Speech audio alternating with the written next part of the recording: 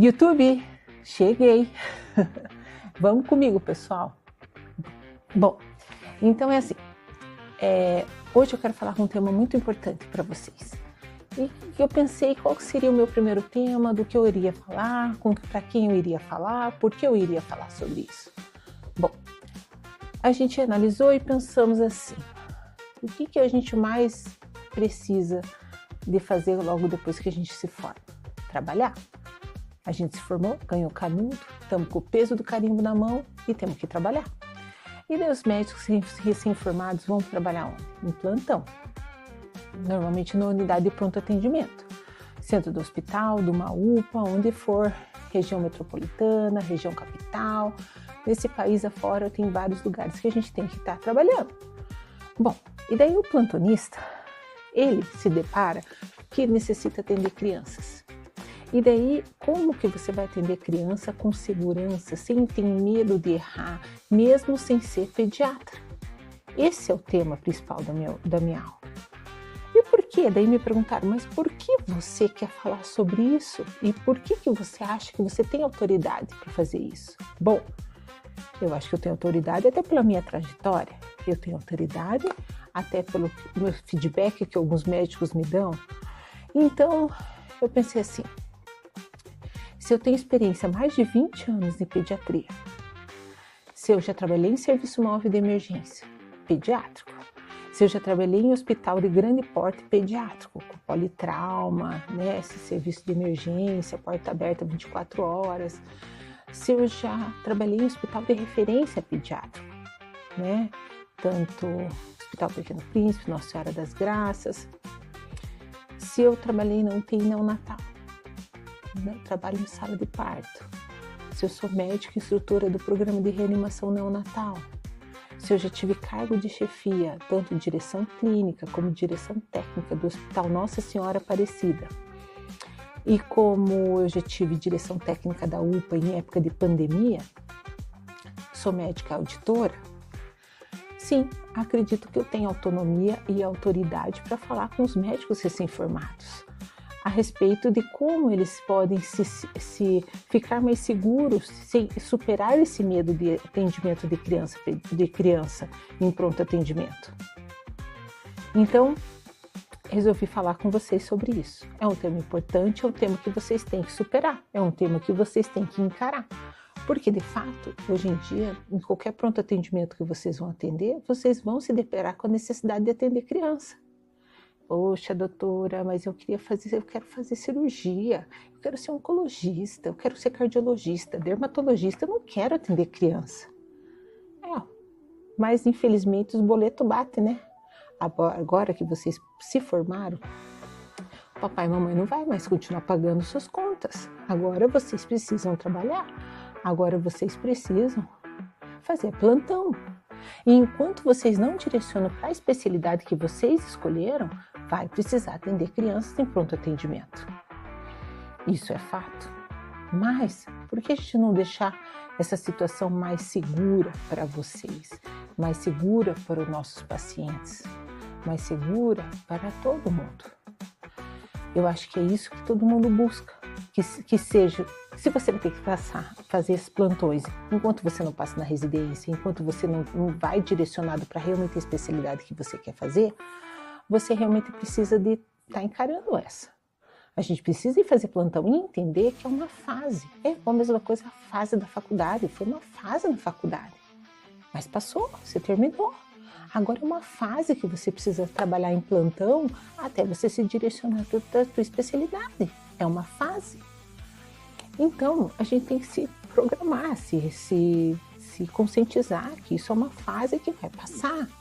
E que vai passar de um modo mais leve, mais tranquilo, mais seguro. Mais seguro para vocês e seguro para as crianças. E daí eu pensei, como que eu vou fazer para ajudar esses médicos recém-formados que estão começando agora na carreira médica? Porque na época que eu me formei, foi uma situação totalmente diferente. Por quê? Porque primeiro que quando eu estava na época de internato, a gente surgiu uma oportunidade de fazer um estágio remunerado em hospital pediátrico. Então eu comecei a fazer já esse acompanhamento e quando eu me formei, Eu já tinha emprego garantido no hospital onde eu estava habilitada, onde eu dava um ambiente seguro para mim. Já conhecia todo mundo, já conhecia os outros plantonistas, sabia da rotina do hospital, sabia do protocolo clínico do hospital. Então foi uma coisa muito mais segura para mim. Mas mesmo sendo seguro para mim, tranquilo para mim, tem o peso do carimbo. Quem já ouviu falar do peso do carimbo? E é o peso forte, né? Às vezes pesa na mão ali para carimbar, né? Então a gente sabe que é uma coisa importante, que tem questões jurídicas, questões, né, éticas, morais, e tem a nossa questão que a gente sabe que a gente está tratando vidas. A gente não pode se dar o luxo de errar. Então a gente tem que ter confiança e segurança no que está fazendo. É lógico que a experiência, o tempo de experiência, todo mundo vai adquirir com o tempo. Aí eu pensei, poxa, se eu já tenho mais de 20 anos de profissão, por que não ajudar esses médicos recém-formados a ter uma outra visão, a ter um outro olhar, que não adianta querer ficar pulando o paciente pediátrico na fila. Não adianta você deixar o paciente lá plantado e tipo assim, chama você e ninguém chamar esse paciente. Isso não está certo. Eu sei da insegurança que vocês sentem, mas a gente vai estar ajudando. E por isso que eu quero fazer essas aulas, esses vídeos para o canal, para estar ajudando vocês a refletir, a se posicionar melhor, a encarar. A gente tem que enfrentar esses nossos medos. Todo mundo tem que enfrentar os medos.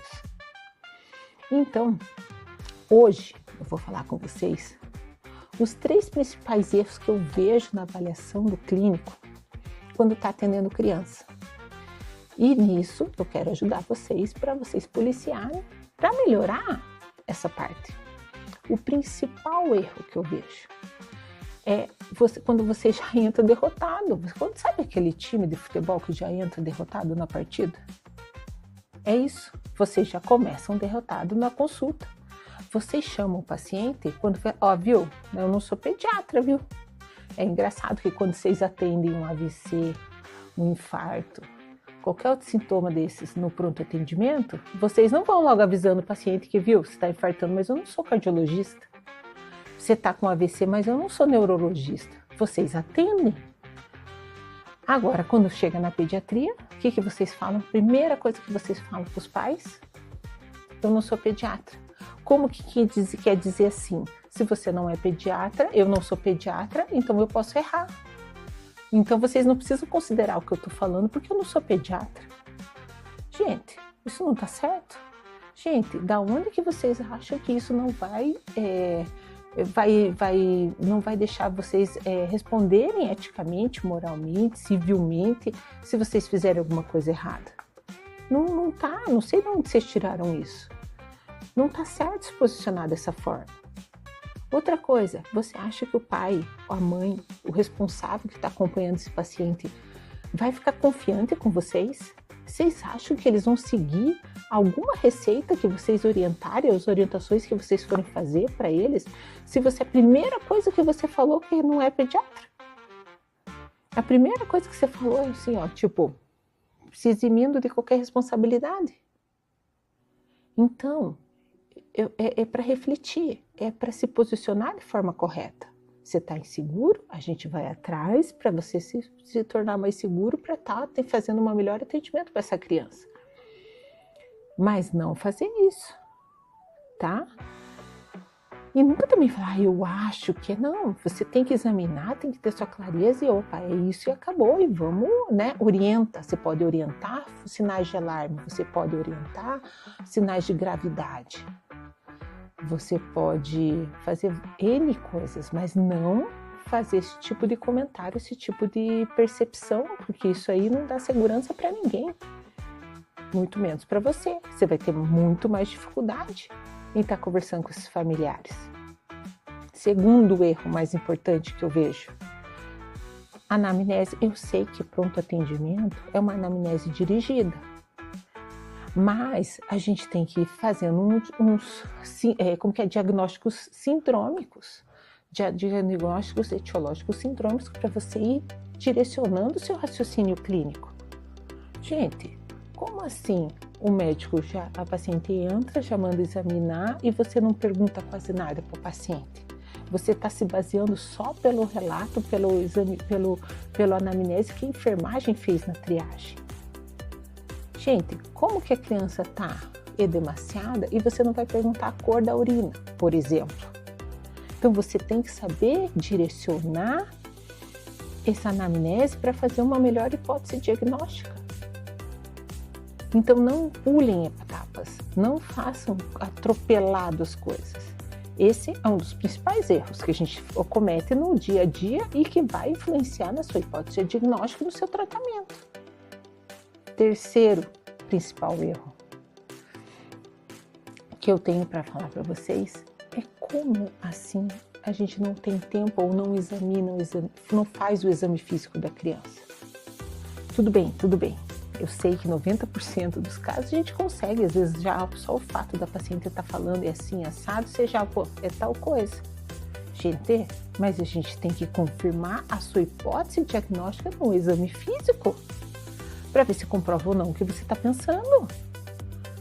Então, assim, tem que fazer exame físico da criança. A criança chora. A criança é mais difícil de examinar, demora mais. A criança não para quieta. A criança, a gente vai escutar, ela só chora. É treinamento. A gente vai fazer uma outra live um outro dia aí para eu estar dando um passo a passo para vocês como fazer para conseguir escutar essa criança, como conseguir escutar, fazer frequência cardíaca, ausculta cardíaca, tá? Mas é um aprendizado, né? É um processo. Então, primeiro de tudo, vocês têm que começar a fazer. Faça o exame físico, não pule o exame físico. Faça a anamnese dirigida.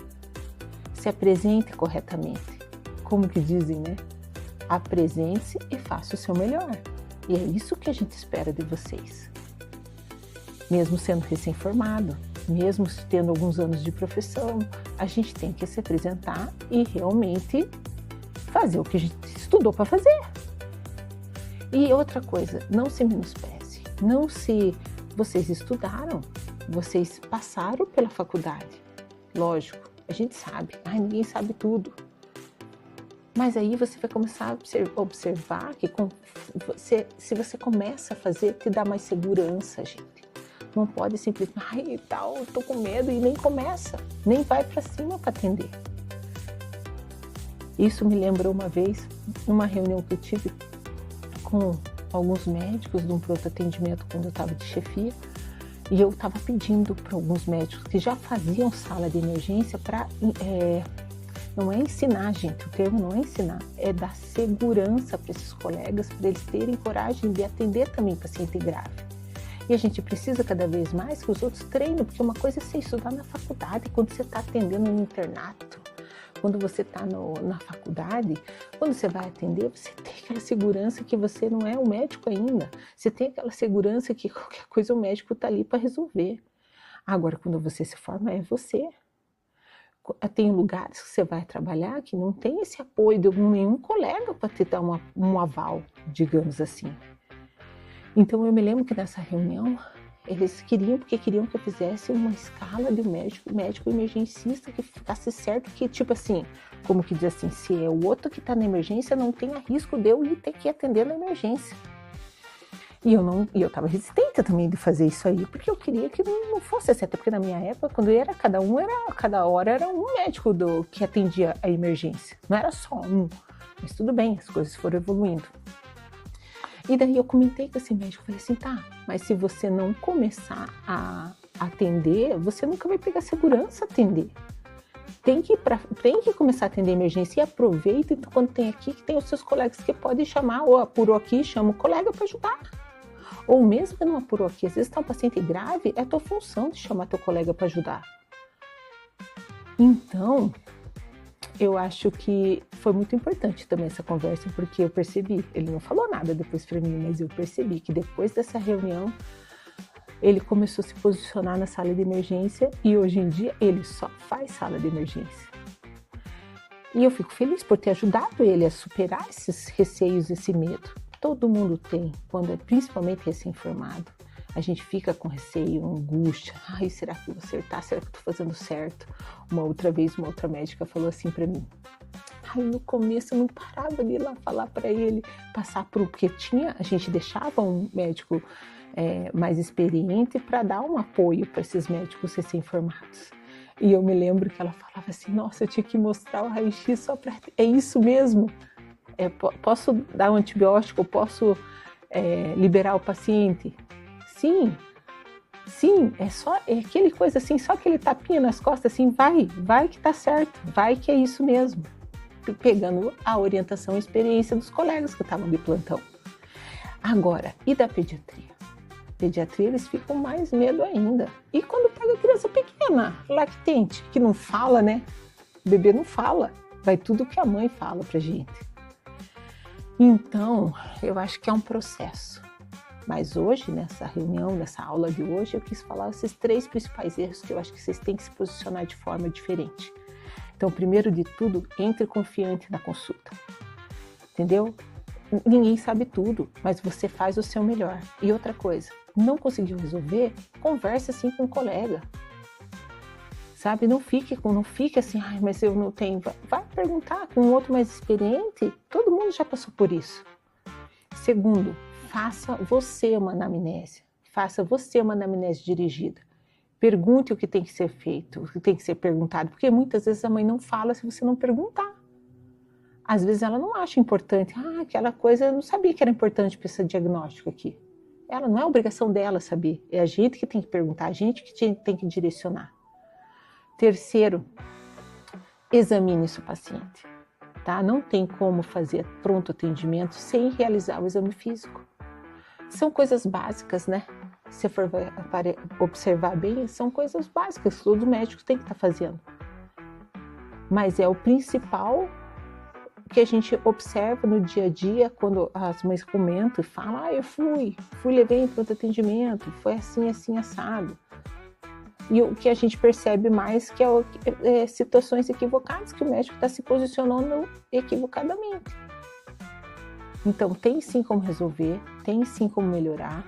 Cada vez mais a gente vai posicionar e vamos estar aqui conversando sobre o que eu posso estar ajudando mais vocês para vocês superarem esse medo que vocês têm em atender criança, tá? Mesmo não sendo médico pediatra, que é uma realidade do nosso país e que a gente tem que enfrentar isso. Me segue no meu canal, comente o que você achou dessa minha reunião, dessa minha conversa, desse meu primeiro vídeo. Curta se você gostou, encaminhe para algum médico que esteja precisando dessas informações.